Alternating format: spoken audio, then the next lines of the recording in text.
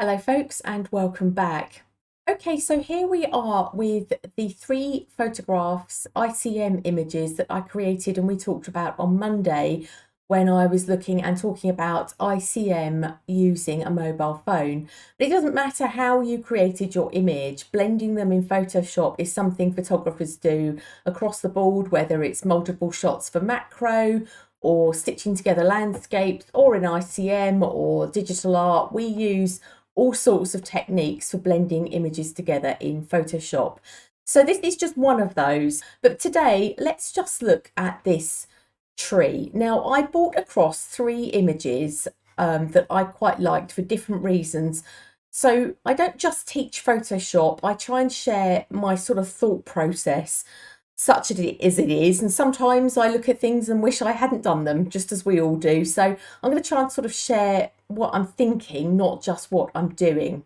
So this is how this ended up. Now, this is not the final image that I shared on social media. That one had a texture overlay on it, and I'm going to talk more about textures in other tutorials.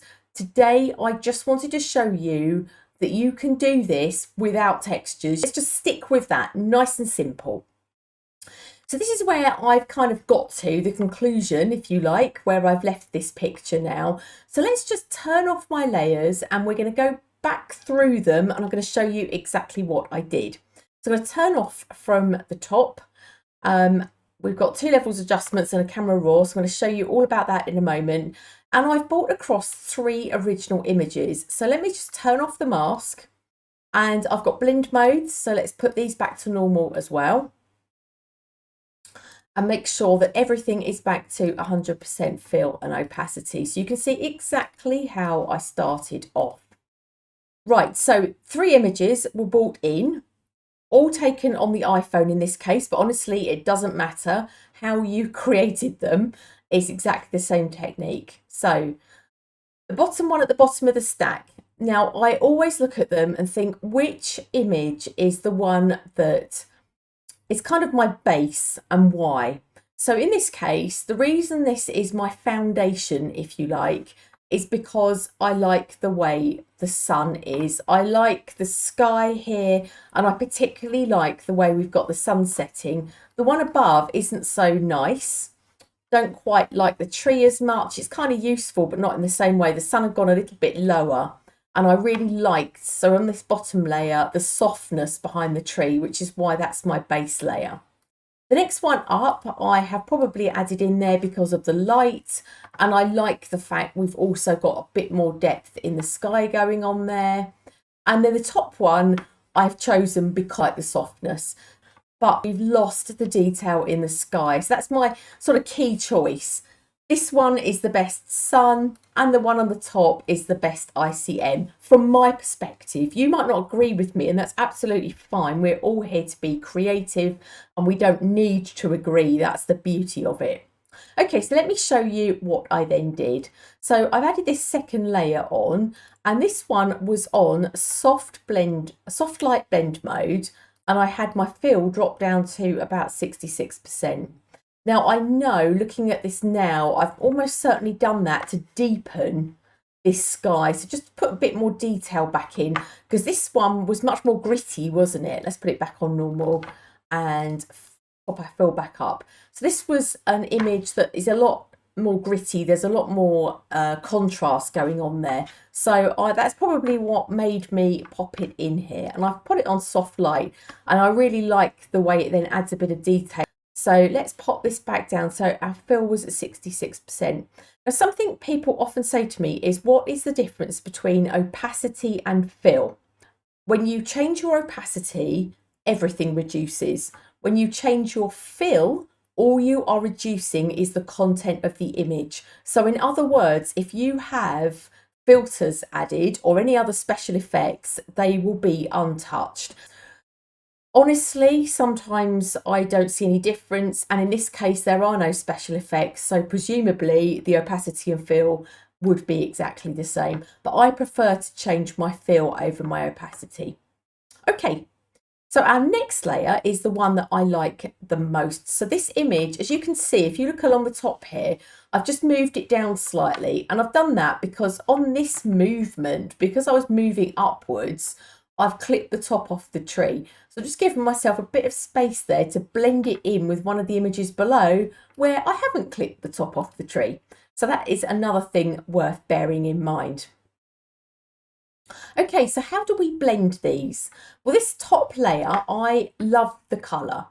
So Impressionist art is all about colour and light. If you read what art historians say about Impressionism, often they say they are critiquing images of colour and light. So for me, that's what this is about too. So I've popped this down to colour dodge, and I also dropped this fill down to about the 62-63%.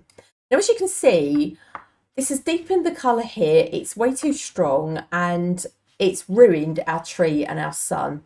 So something I like to do, at the moment, the mask is turned off. So what I'm going to do is just drag the mask on its own down to the layer below to get rid of it and leave it turned off. So we aren't losing my mask, we've just hidden it and put it somewhere else for safekeeping.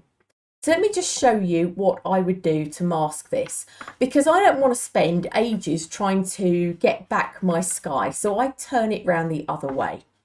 So we're on our layer, we're going to click mask, and then I'm going to say Command or Control I to invert the mask. So the mask is now putting a black cover over the whole of that layer. We can't see the layer at all. So you can see if I turn it off now, it makes no difference. We are looking at the layer below. So the beauty of this is we can now then paint back in what we liked. Brush is white. If you are seeing black over here on this is your colour selection for your brush. So if you're seeing black, if you hit X on the keyboard, it toggles backwards and forwards between black and white. If you're seeing another colour and you want to get it back to black and white, if you hit D on your keyboard, it will get you back to black and white. Okay, so let's now paint. So I'm just going to pop white. As you can see, white now appearing and the colour is coming through on my image. So all we're now doing is revealing the colour on this layer. So let's just get this done a bit quicker because you're watching and I'm sure you don't want to spend hours watching me paint colour back onto this image. That is how I'm just going to bring in the colour. I'm just going to paint back some colour, and if you look, you can see my mask underneath. This is how this looked at the end. So let's just make this brush a bit bigger by using the square brackets on the keyboard and go a bit stronger and really get stuck into painting some light back. Okay, so I probably don't like that there, so I'm just going to go X and paint that back out again because it's just a bit too much. Okay, so that looks very similar to the one underneath, as you can now see, which was the one we were looking at when we came in. So when I've got my images stacked, and the other thing that's happened here is because we've painted black, or we've put a black mask over the whole thing, we've lost that edge at the top because it's now got a mask over it. So everything at the top of this, let me just turn it off.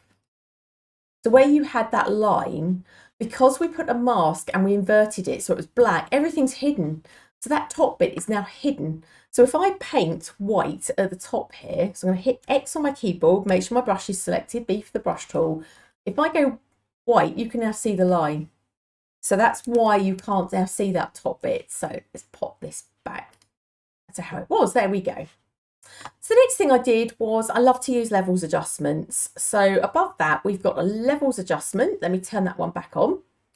So that's brought my light up. So I've got my levels adjustment by hovering on this menu at the bottom that says create new fill or adjustment layer. And then I've selected levels. And that gives you this panel here. If you click on what I always think looks like a crown, you will see in your properties panel, which I'm going to pull out so we can see it, there is my adjustment. So I've just clipped my blacks down to where the histogram begins, and my whites have stayed the same, and I've just moved my midtones slightly. So they would have been around there, and I've just pulled the midtones slightly to the left to bring up that shadow so it's not quite so dark. Put the properties panel back. Okay, so the next thing I've done is create a stamp layer. So what I'm basically said to Photoshop is, okay, I like these layers as they are, and I would like to merge them, but I don't want to flatten the information. I want to leave these layers here, but have a merged copy. So to do that, make sure you've got all your layers turned on. So you've got your eyeball switched on, everything you want included switched on, sit on the top layer and then hit Command, Option, Shift and the letter E to create your stamp layer. So if you're on a PC, that will be Control, Alt, Shift and the letter E. And there you can see it's given me another stamp layer. So this layer is exactly the same. It won't make any difference when I turn it on or off, because all it is a merged copy of everything below. Let's turn that off. In fact, I'm going to delete it because we've already got one. So here's my stamp layer that I created. And what I then did was I did a right click and said convert to smart object. Now, if you're not sure about smart objects, I've done a whole nother video on those. I'll put the link in the description for this video tutorial. So smart objects are basically just saying to Photoshop, I want to add a filter, but I don't want to change the pixels on this layer. I want you to give me a filter so I can still get back in to this camera raw filter and adjust it again later. I just think of it like saying to Photoshop, I want to put on some sunglasses, but I want to be able to take them off in case I want the world to look different. Okay, so let's go into my camera raw filter. I've double clicked on it. Let's go in and see what I did. So we've got profile is still on the color profile.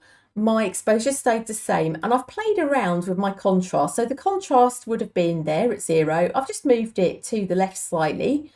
I've adjusted my highlights. They were too bright, so I brought the highlights down, which as you can see is just controlling that sun. It's just stopping it blowing out. So we've just corrected that. I've dropped some of the shadows. They would have been around there. So I've just pulled my shadows down a bit to get some detail back here. Whites and blacks have stayed the same, and I doubt I've changed anything else, to be honest, looking at this image. Oh, I've just played with my clarity and texture. So I've actually dropped them. So clarity would have been, texture, sorry, would have been at 0 there. So with clarity, all I've done is just softened this out a bit. So normally for me, I would have added a texture over this, and I probably would have added a texture from something I photographed on location. But for the simplicity of this edit, all I've done is just brought my clarity and texture down a teensy tiny bit. So let's say okay. And that nearly was it. All I've done at the top here is added another levels adjustment, which has made pretty much no difference, but I'll show you why I do that. So let's just delete this levels adjustment and I'll show you my thinking. So back down to the bottom of your layers panel, let's hover here and say levels. Gives us a new levels adjustment, and I'm going to pull the panel out again so we can have a look. So you've got this button here called Auto. Now if you hold down your Option or Alt key and then click Auto, you get this other panel, which I find really interesting to play with at the end, because if you've got any colour mismatch going on, or you've blended multiple layers from different images, composites in particular, this could be a really great way of pulling everything together. So I just click through them and just see what I get, because it's kind of interesting to see what it gives you. So I just kind of look and think, you know, something here, enhanced brightness and contrast to me, don't like it too wishy-washy. I do love playing with the enhanced monochromatic contrast. Don't like that too dark. Find my dark and light colours, not too much difference, but it's just changing the light on the sky a little tiny bit. I kind of like that better. So I'm probably going to say that. Okay, let's get rid of the properties panel. And let's see if it makes much difference. See, it is. It's just really giving you a slightly stronger colour. And given the fact this is an impressionist look, I really like that. So it's just getting rid of that blue, giving us a bit of a tint that would have been more like the world as I saw it when I was there. And that for me is what this is all about. I just kind of like, it's very subtle. It's just here. You turn it off, turn it back on. It's very, very subtle, but for me, I just love the hue, the sort of goldeny hue it's giving me that is otherwise kind of missing. And it was definitely a very strong golden light. So there you go. We've just easily blended 3 copies of this image together. This was because I bracketed for exposure. Nice and simple, nothing added. We've just taken our own shots and blended them together. So that was an ICM Artful Edit. I hope that was really helpful for you. We've covered levels adjustments. We've looked at camera raw. And don't forget, I showed you how to invert your layer mask, because it's just a really quick way to paint back with white, to paint in what you like rather than trying to paint out what you don't, which I find really handy. Okay, hope this was really helpful for you, and I'll look forward to seeing you next time. Bye for now.